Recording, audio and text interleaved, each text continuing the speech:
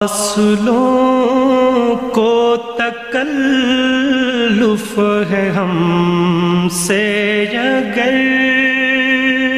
گجرات کے محلہ گڑی احمد آباد کی رہائشی نسیم اختر نے 1987 میں قرآن پاک کے اس نسخے پر کام شروع کیا، جس میں 300 گز کا سفید کپڑا، کالے اور گلابی رنگ کے دھاگے اور 25 گز پیپر پٹی کا استعمال کیا گیا۔ قرآن پاک کا یہ نسخہ 10 جلدوں پر مشتمل ہے۔ ہر جلد میں 3 پارے ہیں۔ ہر جلد کی لمبائی 22 انچ اور چوڑائی 15 انچ ہے، جبکہ مجموعی وزن 55 کلو ہے۔ جائیں گے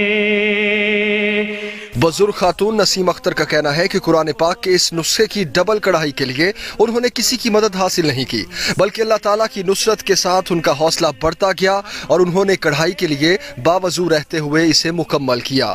بے سہارا نہیں۔ جب میں نے شروع کیا تھا تو اس وقت میں نے یہی سوچا تھا کہ یہ میں مدینہ شریف کی لائبریری میں لے کے جاؤں گی اپنے پاکستان کی طرف سے۔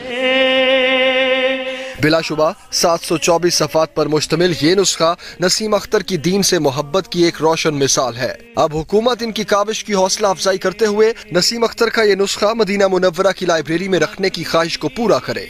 Abdul Sattar Mirza, express news, Gujarat. نکل جائیں گے۔